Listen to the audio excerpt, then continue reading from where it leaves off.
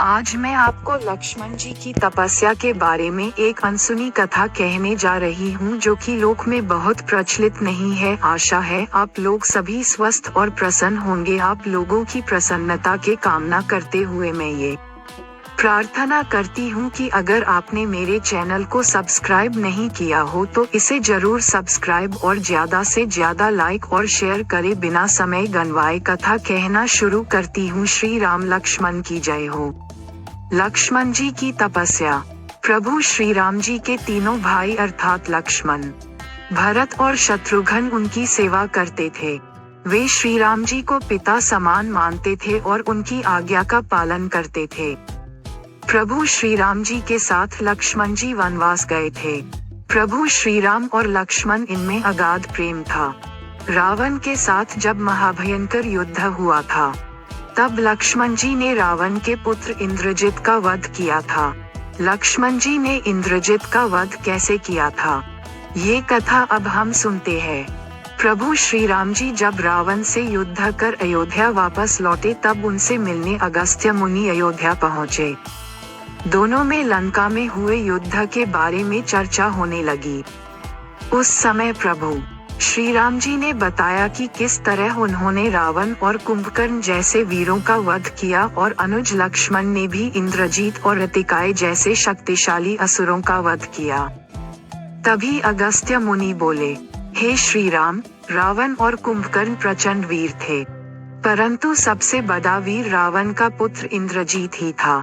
इंद्रजीत ने अंतरिक्ष में हुए युद्ध में इंद्र को बंदी बनाया और उन्हें लंका ले गया। ब्रह्मा जी ने इंद्रजीत से दान के रूप में इंद्र को मांगा, तब उसने दिए दान के कारण इंद्र मुक्त हुए। लक्ष्मण ने उसका वध किया और केवल वही उसका संहार भी कर सकते थे। अगस्त्य मुनि जी से लक्ष्मण की वीरता की प्रशंसा सुनकर श्री राम जी बहुत प्रसन्न हुए। साथ ही वे अचंभित भी हुए। उन्होंने अगस्त्य मुनि जी से पूछा, ऐसा क्या था कि केवल लक्ष्मण ही इंद्रजीत का वध कर सकता था?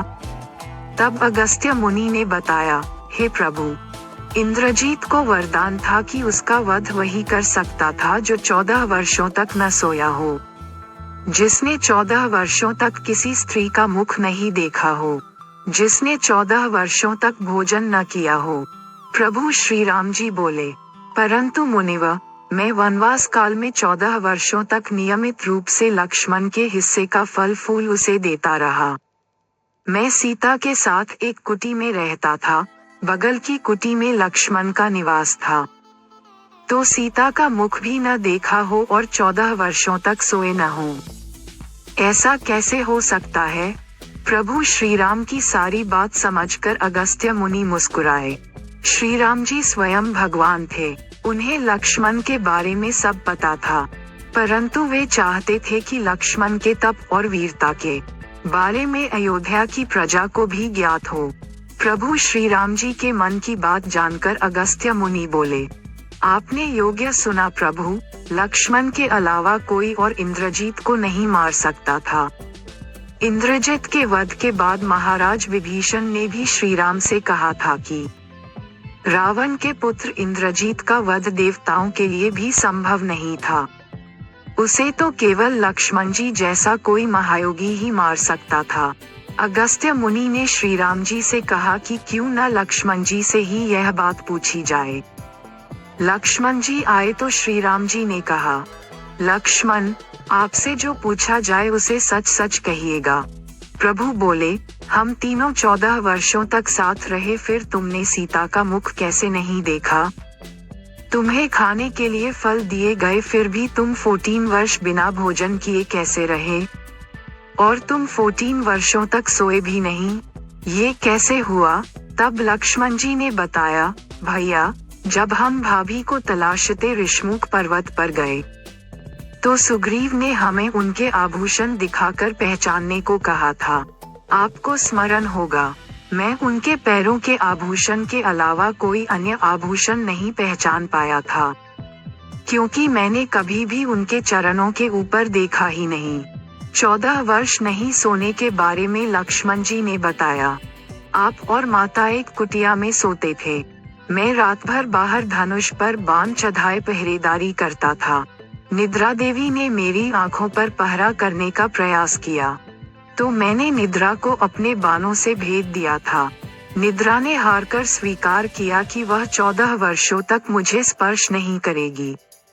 परंतु जब श्री राम जी का अयोध्या में राज्याभिषेक होगा और मैं उनके पीछे सेवक की तरह छत्र लिए खड़ा रहूंगा, तब वह मुझे घेरेंगी। आपको याद होगा, राज्याभिषेक के समय नींद के कारण मेरे हाथ से छत्र गिर गया था। लक्ष्मण जी ने आगे बताया कि जब मैं वन से फल फूल लाता था तब आप उसके 3 भाग करते थे।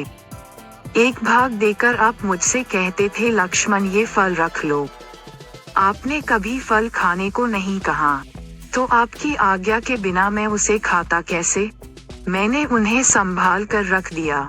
सभी फल उसी कुटिया में अभी भी रखे होंगे। प्रभु के आदेश पर लक्ष्मण जी चित्रकूट की कुटिया में से वे सारे फलों की टोकरी लेकर आए और दरबार में रख दी। फलों की गिनती हुई, लेकिन 7 दिनों के फल कम थे। तब श्री राम जी लक्ष्मण जी ने पूछा कि तुमने 7 दिन का आहार लिया था? तब लक्ष्मण जी ने बताया, प्रभु जिस दिन पिताश्री के स्वर्गवासी होने की सूचना मिली, हमने आहार के लिए फल नहीं लाए। इसके बाद जब रावण ने माता सीता का हरण किया, उस दिन भी हमने आहार नहीं लिया। जिस दिन आप समुद्र की साधना कर उससे राह मांग रहे थे, उस दिन भी हमने आहार नहीं लिया। जब इंद्रजीत के नागपाश में बंद कर हम दिन भर अचेत रहे, उस दिन, और जिस दिन इंद्रजीत ने मायावी सीता का सिर काटा था, उस दिन हमने शोक के कारण आहार नहीं लिया। इसके अलावा जिस दिन रावण ने मुझ पर शक्ति से प्रहार किया और जिस दिन आपने रावण का वध किया, ये दोनों दिन भी हमने आहार नहीं लिया। इन 7 दिनों में हम निराहारी रहे, इस कारण 7 दिनों का आहार कम है। लक्ष्मण जी ने भगवान श्री राम से कहा, मैंने गुरु विश्वामित्र से एक अतिरिक्त विद्या का ज्ञान लिया था। इससे बिना अन्न ग्रहण किए भी व्यक्ति जीवित रह सकता है। उसी विद्या से मैंने भी अपनी भूख नियंत्रित की और इंद्रजीत मारा गया। लक्ष्मण जी की 14 वर्षों की इस तपस्या के बारे में और उनकी भक्ति के बारे में सुनकर प्रभु श्री राम भाव विभोर हो उठे और उन्होंने लक्ष्मण जी को गले से लगा लिया। आशा करती हूँ कि आपको यह अद्भुत और असीम भातृप्रेम की कथा बड़ी अच्छी लगी होगी और इसको सुनकर आप सभी का हृदय भाव विभोर हो गया होगा। आशा करती हूँ इसी तरह से मैं आपकी सेवा में उपस्थित होती रहूंगी। धन्यवाद। जय हिंद।